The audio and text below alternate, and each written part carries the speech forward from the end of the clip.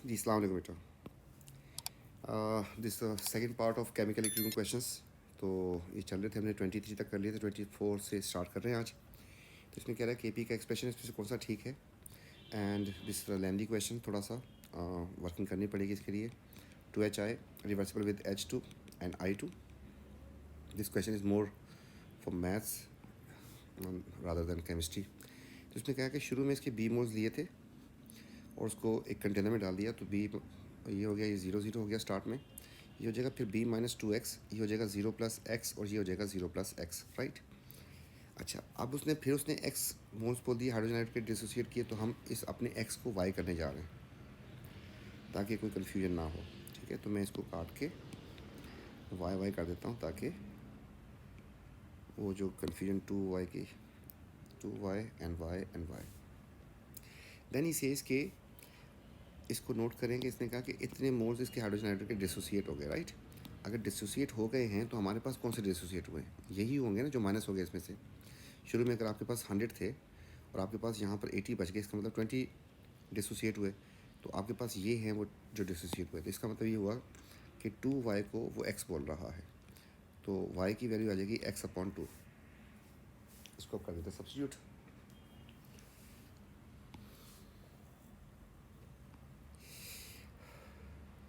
तो हमारे पास आ जाएगा B-2 इंटू x/2 एंड यहाँ पर आ जाएगा x/2, यहाँ पर भी आ जाएगा x/2। ये कट जाएगा आपके पास, ये आ जाएगा B-x, जबकि यहाँ पर x/2 एंड x/2, राइट।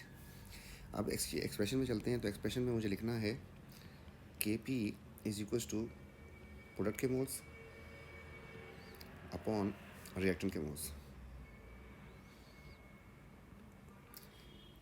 तो रिएक्टेंट की पावर 2 भी आएगी आपके पास। तो मोल्स अभी तक आए जो मेरे पास वो लिख रहा हूँ। इसके आगे x/2, इसके भी आगे x/2, इसके आगे B-x। अब क्या करना होता है, प्रेशर में अगर जाना हो तो टोटल मोल्स से डिवाइड करना होता है। तो टोटल मोल्स कितने बन गए आपके पास, इन सबको ऐड कर दें।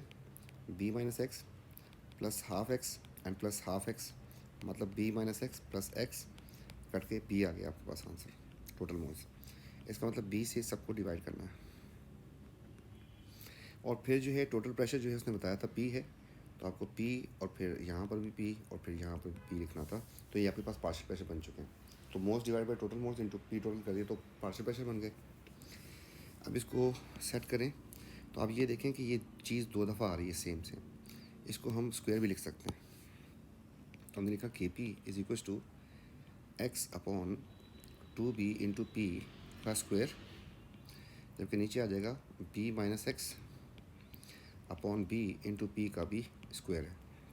जब इसको खोलूँगा, क्योंकि ये मल्टीप्लाई हो रहा है, ये भी मल्टीप्लाई हो रहा है, तो ये भी 2 बन जाएगा, ये भी 2 बन जाएगा। It can be cancelled out. तो आपके पास इसको खोलते हैं तो बन जाएगा हमारे पास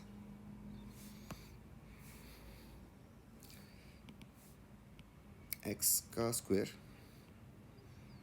4b का स्क्वायर एंड p2 का स्क्वायर, ये कर दिया। अच्छा, B-x देखें यहाँ पर उसने ज़िंदा रखा है ना इसको हर केस में। तो B-x को नहीं खोलते हम, उसको वैसे ही रहने देंगे, बाकियों को खोल देते हैं। तो यहाँ पर नीचे मेरे पास आ जाएगा B-x का स्क्वायर, नीचे आ जाएगा इसके b का स्क्वायर एंड p का स्क्वायर। तो ये p के साथ चला गया एंड सिमिलरली b के साथ भी कैंसिल आउट हो रहा है। देखते हैं फिर मैथ्स में इसको इससे मल्टीप्लाई कर देते हैं हम लोग और इसको इससे मल्टीप्लाई कर देते हैं। तो हमारे पास Kp जो है ऊपर आ जाएगा x का स्क्वायर इंटू बी का स्क्वायर, नीचे आ जाएगा हमारे पास 4b का स्क्वायर एंड B-x का स्क्वायर। b के साथ b भी चला गया, तो हमारे पास Kp आ गया x का स्क्वायर डिवाइड बाय 4b-x का स्क्वायर। तो हमारे पास आंसर बन चुका है ना। Yes, D is the correct answer.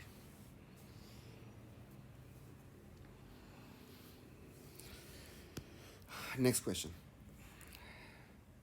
What is possible reason for by the forward reaction more likely to occur at a high temperature. Endo है, activation energy ज़्यादा होगी, दो बातें होती हैं। तो hydrogen do not react at high temperature, ये बात तो बहुत गलत है कि हाई टेम्परेचर पे रिएक्शन नहीं होगा। हाई टेम्परेचर पे तो रिएक्शन होना चाहिए वैसे भी, किसी भी केस में अगर ये रिवर्सिबल ना भी हो, हाई टेम्परेचर पे इफेक्टिव क्रिएशन ज़्यादा होती हैं। तो दिस इज़ रॉन्ग, ये वाली बात गलत है। At low temperature equilibrium position lies far to left. वो कह रहा है लो टेम्परेचर पे ये पीछे रहेगा, तो आपको पता है कि एक्सोथर्मिक रिएक्शन है ये। अगर इसका हाई टेम्परेचर करेंगे आप लोग तो ये आगे जाएगा, और अगर लो टेम्परेचर करेंगे तो ये पीछे जाएगा। जब पीछे जाएगा तो आपके पास इक्विलिब्रियम केसी की वैल्यू जो है लेफ्ट हैंड साइड पे होगी, तो मतलब कम होगी। केसी जो है आपको पता है कि प्रोडक्ट अपॉन रिएक्शन होता है, तो रिएक्शन की अमाउंट ज़्यादा होगी उस केस में, तो केसी की वैल्यू लो होगी। तो ये बात ठीक है। एक्टिवेशन एनर्जी हाई, तो किसी भी जगह पे जब टेम्परेचर हाई यूज़ करना होता है तो उसकी वजह ये भी होती है। तो C is the correct answer. Next question, इसमें स्टीम जो है वो डिकम्पोज हो रही है, और इक्वेशन आपको दे दी है उसने, और चाह क्या रहा है, पार्शियल प्रेशर चाह रहा है। चलें शुरू करते हैं।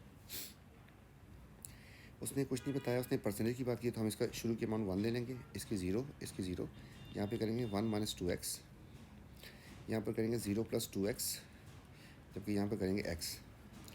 फिर आपको कहा था जिस चीज़ को उसने कहा है 20% स्टीम बोला है उसने, तो आप इसको स्टीम को नोटिस कर लें।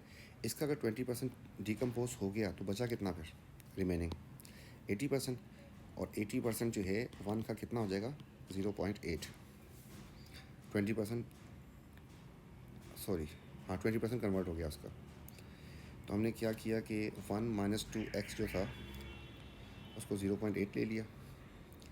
इस तरीके से हमारे पास हो जाएगा 2x is equal to 0.2 and x आ जाएगा 0.1। इसको सब्स्टिट्यूट करते हैं इसमें, तो 1 minus 2 into 0.1 and 0 plus 2 into 0.1 and 0 plus 0.1। इसका आंसर आ जाएगा 0.8, आ जाने दें। इसका आंसर आ जाएगा आपके पास 0.2, आ जाने दें। इसका आंसर आ जाएगा आपके पास 0.1। अब जो आए ना आपके पास, ये आ गए मोल्स आ गए, ठीक है। अब हमें पार्शियल प्रेशर की तरफ जाना है, तो हमने लिखा कि स्टीम, हाइड्रोजन, ऑक्सीजन, इसके मोल से 0.8, इसके थे आपके पास 0.2, इसके पास 0.2। अब पार्शियल प्रेशर में जाने के लिए टोटल मोल से डिवाइड करना होता है सबको, और फिर पी टोटल से मल्टीप्लाई करना होता है। तो प्रेशर उसने बताया कि 1 ATM है, तो 1 से मल्टीप्लाई कर देना सबको, और टोटल मोल से डिवाइड करना। टोटल मोल्स हमारे पास हो जाएंगे, इन सबको अगर ऐड कर दें तो बन जाएगा 1.1। तो 1.1 से इसको डिवाइड करना है, 1.1 से इसको, एंड 1.1 से इसको। तो आपके पास जो है इसका आंसर आ जाएगा डी, 1.1 से यही डिवाइड हो रहा है। क्वेश्चन नंबर 27 में कह रहा है कि इक्विलिब्रियम दे दिया आपको, an increase in acid concentration will result the increase in concentration this. तो ये बात कि अगर आप इसकी कॉन्सेंट्रेशन ज़्यादा कर देंगे तो रिएक्शन आगे जाएगा, आपको पता है।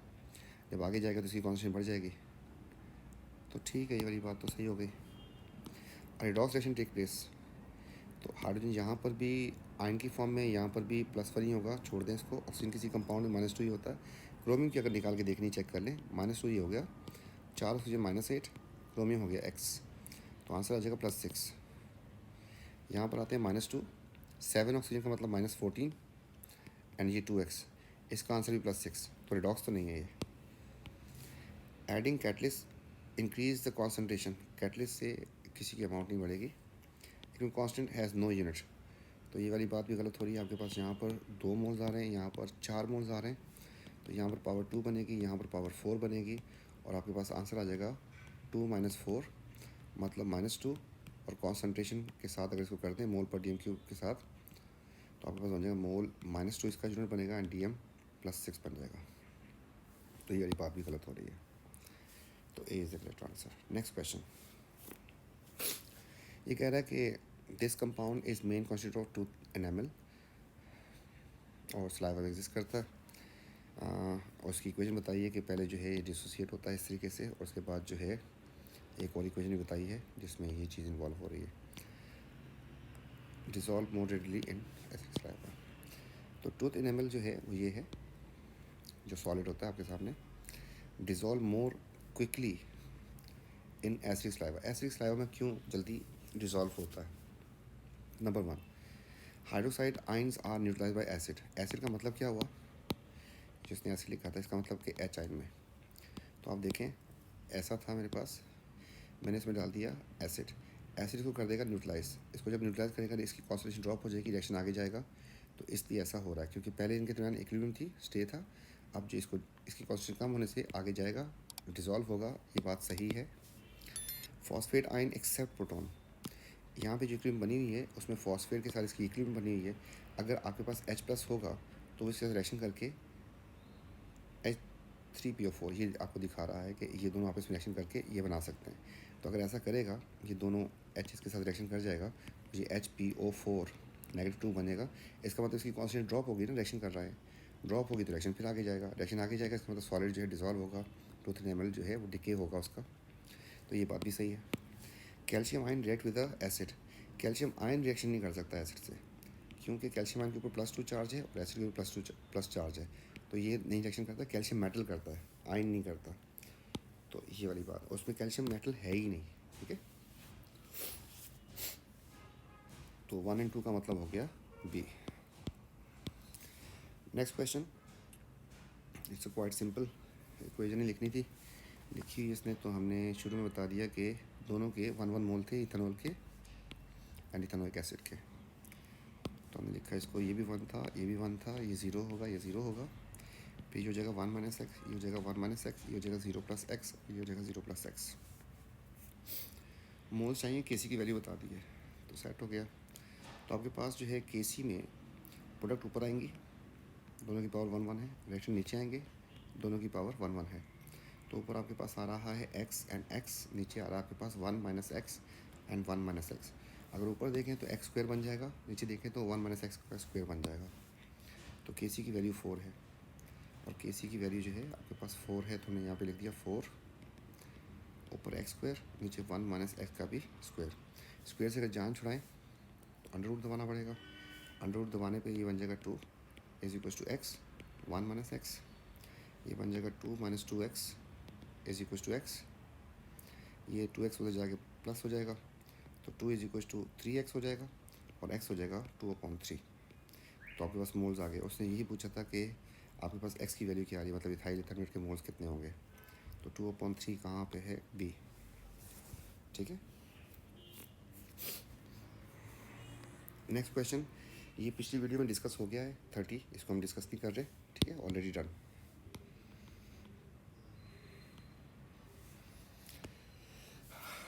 A reversible reaction is catalyzed. Which statement about effect of catalyst on is correct? Catalyst alter the mechanism of reaction. ठीक है, alternate route प्रोवाइड करता है आपको, हमने उसमें पढ़ाया था रेट में, तो रूट को चेंज कर देगा, 2 स्टेप्स में रिएक्शन करवाएगा, ऑल्टर कर देता है। Catalyst reduce energy of activation for both forward and backward, this is true. देखें, ये विदाउट कैटलिस्ट था और आपके पास एक्टिवेशन एनर्जी थी ये वाली। अगर आप फॉरवर्ड जा रहे हैं तब आपको ये चाहिए थी, अगर आप रिवर्स जा रहे हैं तब आपको ये चाहिए थी, ये रिवर्स की है, ए रिवर्स, एंड ब्लू वाली जो थी आपके पास, ये थी आपके पास ए फॉरवर्ड। कैटलिस्ट क्या कर देगा, ये कर देगा ना। अब आपका न्यू एक्टिवेशन एनर्जी यहाँ से यहाँ तक हो जाएगी, तो ये भी इसने रिड्यूस कर दी है, और सिमिलरली इसकी ये हो जाएगी। तो दोनों केसेस में एक्टिवेशन एनर्जी बैरियर जो है वो कम कर देगा, this is true. Catalyst alter the composition of equilibrium mixture, ना, इक्विलिब्रियम मिक्सचर की कॉम्पोजिशन को, अमाउंट को ऑल्टर नहीं करता। तो 1 और 2 मतलब B. Next question, 4 mole of this and ये ज़ीरो कर देते हैं, 4 - 2x कर देते हैं, 0 + 2x एंड 0 + x। फिर उसने आपको हिंट दिया, हिंट ये है कि इक्विलिब्रियम पे ऑक्सीजन कितने हैं, ये रहा ऑक्सीजन, ये रहा इक्विलिब्रियम। इसका मतलब जिसको हमने 0 + x सोचा था उसको वो 0.8 बोल रहा है, x की वैल्यू 0.8 आ गई, तो सब्स्टिट्यूट करना चलते हैं। तो 4 - 2 × 0.8 एंड 2 × 0.8 एंड 0.8। अच्छा जी,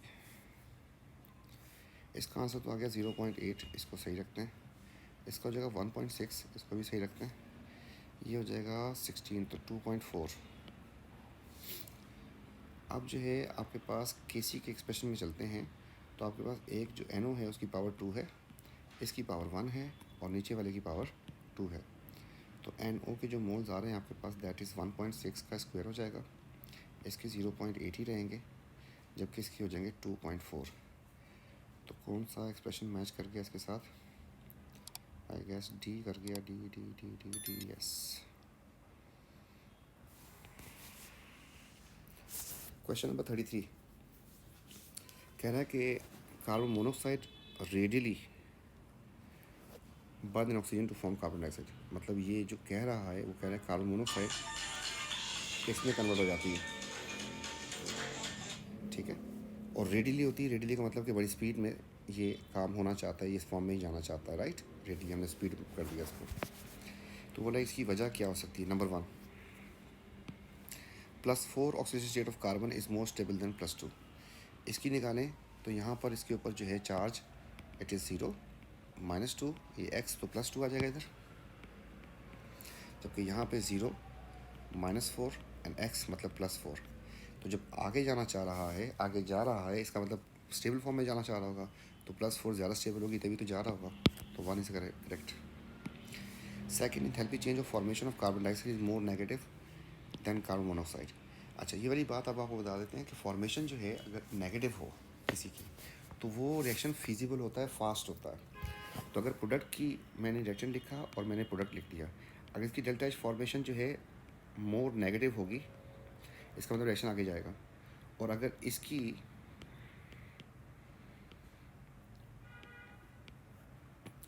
डेल्टा एच फॉर्मेशन रिएक्शन की मोर नेगेटिव होगी, इसका मतलब कि रिवर्स रिएक्शन इज़ फिजिबल। तो अब जो है इसमें कह रहा है कार्बन डाइऑक्साइड की फॉर्मेशन जो है दैट इज़ यदि कार्बन डाइऑक्साइड मोर नेगेटिव, इसका मतलब रिएक्शन आगे जाएगा, स्टेबिलिटी की तरफ लेके जा रहा है। जितना ज़्यादा नेगेटिव उतना स्टेबिलिटी की तरफ जा रहा होता है। And the next is value of equilibrium constant is likely to be high. अगर वो आगे जा रहा है तो ले आते हैं नीचे इसको, तो आपके पास Kc बनेगा कार्बन डाइऑक्साइड की कॉन्सेंट्रेशन का स्क्वायर यहाँ पर, और नीचे आएगा आपके पास कार्बन मोनोऑक्साइड की कॉन्सेंट्रेशन एंड ऑक्सीजन की कॉन्सेंट्रेशन। तो देखें अगर आगे रिएक्शन जा रहा है, आपको पता है कि रेडियली कन्वर्ट हो रहा है, इसकी अमाउंट ज़्यादा हो जाएगी। जब इसकी अमाउंट ज़्यादा हो जाएगी तो Kc की वैल्यू भी ज़्यादा हो जाएगी, तो Kc for the reaction is likely to be high, इस वजह से भी आगे जा रहा है। तो जिसका Kc ज़्यादा होता है वो रिएक्शन फॉरवर्ड की तरफ, जिसका Kc कम होता है और बैकवर्ड की तरफ। ये बात भी आपको समझा चुके हैं ऑलरेडी।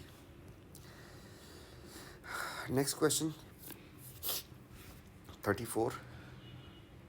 तो 34 में ये कह रहा है कि आपको एक इक्विलिब्रियम दी है इसने, और इस इक्विलिब्रियम के हिसाब से जो है वो बात कर रहा है। ये पूरे का पूरा सेटअप जो है इसने गैस रेंज को उठा के रखा हुआ है किसमें, ओवन में। Which statement is correct? अच्छा जी, ये कह रहा है phosphorus pentachloride introduce in empty tightly fitting plunger, the gas is allowed to expand until equilibrium reach. अब मुझे बताएं सोच के उसको कैसे पता चला कि इक्विलिब्रियम आ गई।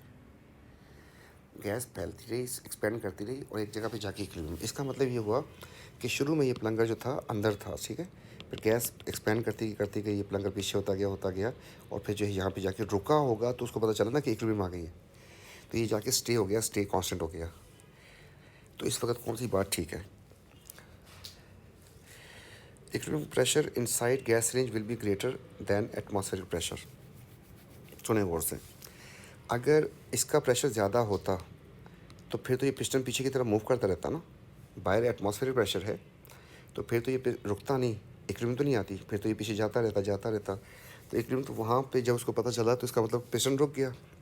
पिस्टन तभी रुका होगा कि जब ये दोनों प्रेशर सेम हो गए होंगे, एटमॉस्फेरिक भी और ये वाला प्रेशर भी जब सेम हुए होंगे तभी रुका होगा। तो इनसाइड गैस रेंज ग्रेटर ना, ये बात गलत हो गई।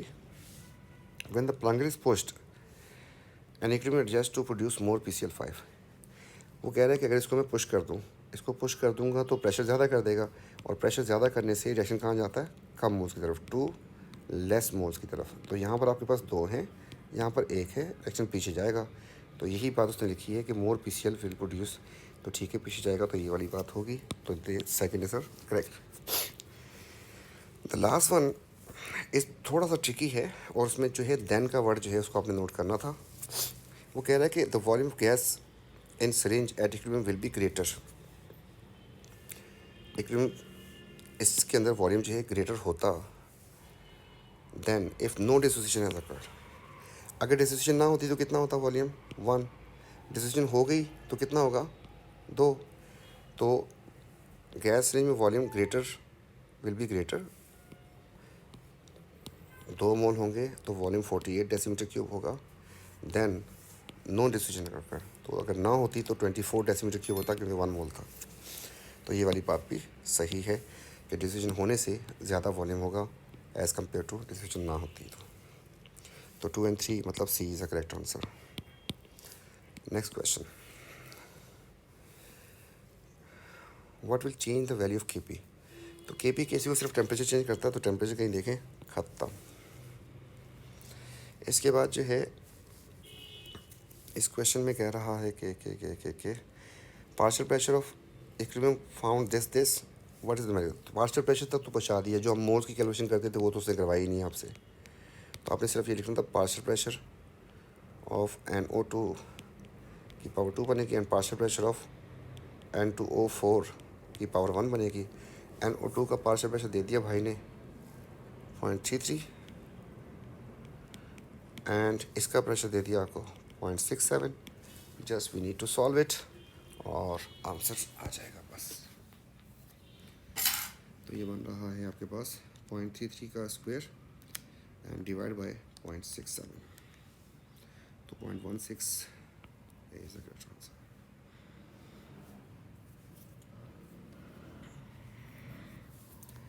नेक्स्ट क्वेश्चन,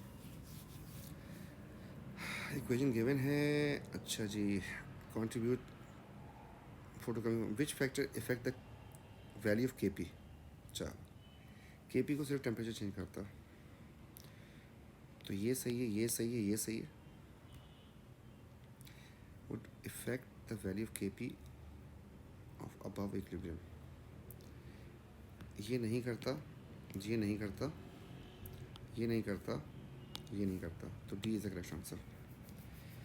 ठीक है, यहाँ से नो आना चाहिए था, जबकि यहाँ से यस यस यस आना चाहिए था, तो आपके पास D is the correct answer. Question number 38, which statement about the reaction of cat. Copper 1 copper 2 act as a catalyst. तो कैटलिस्ट जो होता है फर्स्ट स्टेप में यूज़ होता है, यूज़, एंड लास्ट स्टेप में प्रोड्यूस होता है। तो हमारे पास यहाँ पे स्टेप्स नहीं दिए है इसने।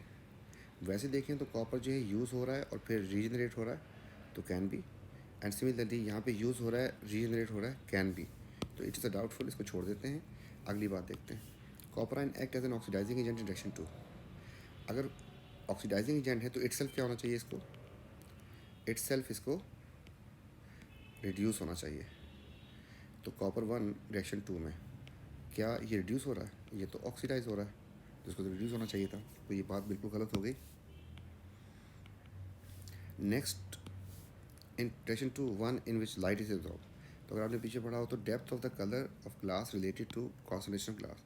तो इसका जो है, जो ग्लास की जो क्या कहते हैं लाइट एब्जॉर्ब जो है, वो सिल्वर का एटम जो है उसकी कॉन्सनट्रेशन पर डिपेंड करता है। तो कॉन्सनट्रेशन ऑफ सिल्वर, तो लाइट का जो मामला है वो सिल्वर के साथ है, तो रिएक्शन नंबर 2 में तो सिल्वर है ही नहीं, तो ये वाली बात भी गलत हो गई। And Ag ion is oxidise in reaction 1। Ag ion को देखें तो ये रिड्यूस हो रहा है, तो ये वाली बात भी गलत हो गई। तो हमारे पास उसी को 1 को ही करना पड़ेगा, क्योंकि यहाँ पर उसने क्या खेला था, स्टेप नहीं लिखे, रिएक्शन लिखे हमें। तो स्टेप 1 में यूज़ होना, स्टेप लास्ट स्टेप में प्रोड्यूस होना, तो हो सकता है इनमें से स्टेप ऊपर नीचे हो। ठीक है, when sulfur trioxide manufacture sulfur dioxide oxygen contact process, which condition which will affect the value of equilibrium constant को सिर्फ प्रेशर ही और टेम्परेचर ही करेगा ना, तो temperature. which condition affect the value of Kc, ठीक है, temperature only. which equilibria in which the all species are gases have equilibrium Kp with no unit। अच्छा, तो आपको इक्वेशंस लिखनी पड़ेंगी। नो यूनिट का मतलब हो गया सेम मोल्स होंगे, same moles of reactant and product. Sulphur trioxide, ये लिखी डाइऑक्साइड, ये लिखी ऑक्सीजन, ये बना दी सल्फर ट्राइऑक्साइड। बैलेंस करने के लिए दो दो कर देंगे, तो आपके पास तो मोल्स चेंज हो रहे हैं गैसेस के। ठीक है, तो यहाँ पर आपके पास एक है, यहाँ पर तो 2 मोल यहाँ पे, 3 मोल यहाँ पे, इसका तो यूनिट होगा, तो ये तो गया। Hydrogen iodine equilibrium with this. तो आपके पास सेकेंड वाली इक्वेशन कलर चेंज कर देते हैं, हाइड्रोजन है, आयोडीन है एंड HI बनाएंगे तो आपके पास 2 मोल्स आ जाएंगे। तो आपके पास 2 मोल्स यहाँ पे हैं, 2 मोल्स यहाँ पे हैं, ये हो सकता है carbon monoxide steam, carbon monoxide and steam, carbon dioxide and hydrogen balance करते हैं तो बैलेंस्ड है। 2 मोल यहाँ पे हैं, 2 मोल यहाँ पे हैं, इसमें भी नो यूनिट आएगा। नेक्स्ट क्वेश्चन जो है रिपीटेड है, आपको दिखा देते हैं, अभी किया था हमने 41 है ना ये यहाँ पे, तो हमने इसको किया था यहाँ पर आई गेस ये 29 वाला, ठीक है। केसी की वैल्यू 4 ही है एंड 1 मोल लिया था और किसका कितना था, बस 1 मोल और केसी की वैल्यू, तो 1 मोल था, केसी की वैल्यू 4 थी, वही सेम क्वेश्चन है, इसको आप लोग दे दीजिए। और पीछे 42 एक्सो है at this what will be the consequence of carrying out the reaction same temperature but at this consequence of using high cost बढ़ जाएगी, can explode, manufacture cost will increase high pressure पे, पहले कम प्रेशर था अब ज़्यादा कर रहा है, ठीक है। maximum yield would be higher, consequence का मतलब होता है वैसे तो नुकसान के उसका जो है मतलब नेगेटिव इम्पैक्ट क्या है, कॉन्सिक्वेंस का वर्ड यूज़ होता है।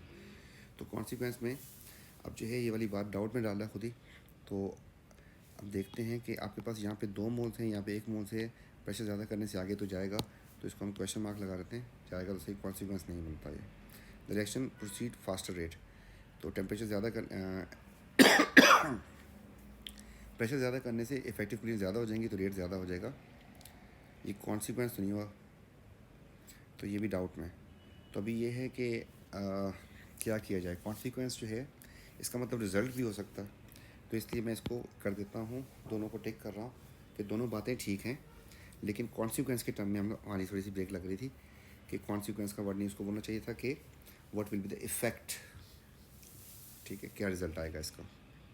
तो प्रेशर ज़्यादा करने से कॉस्ट बढ़ जाएगी, ये उसका कॉन्सिक्वेंस हो गया, और ये जो है इसकी maximum yield of equilibrium would be higher, तो ये तो उसका बेनिफिट हो गया कॉन्सिक्वेंस, ठीक है। तो कॉन्सिक्वेंस का जो है टर्म उसको देख लीजिएगा, मेरे ख्याल में तो कॉन्सिक्वेंस नेगेटिव जो होता है इम्पैक्ट उसकी बात करते हैं, जैसे फर्स्ट वन जो है कॉस्ट इंक्रीज होगी, ये कॉन्सिक्वेंस में काउंट होना चाहिए, दूसरा जो है इम्पैक्ट होना चाहिए, उसका रिजल्ट होना चाहिए।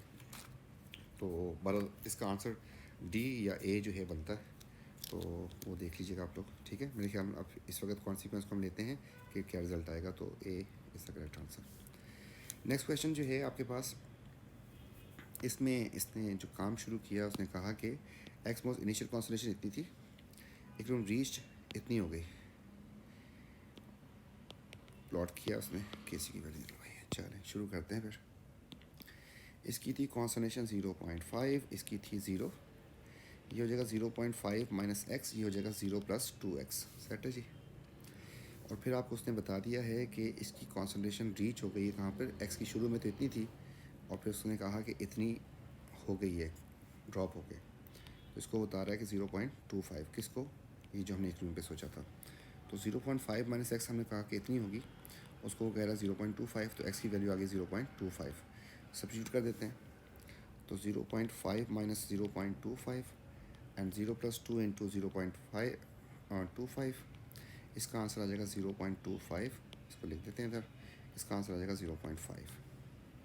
इसका मतलब एक्स की कॉन्सनट्रेशन ड्रॉप होके कहाँ पे आनी चाहिए, 5 से 0.25 पे, तो देखें 5 से 0.25 पे इधर आनी चाहिए, तो इसमें एक्स ठीक है, इसमें भी एक्स ठीक है, इसमें भी एक्स ठीक है, इसमें भी एक्स ठीक है, सारे केसेस में आपके पास 0.2 पे ही आ रही है, ठीक है।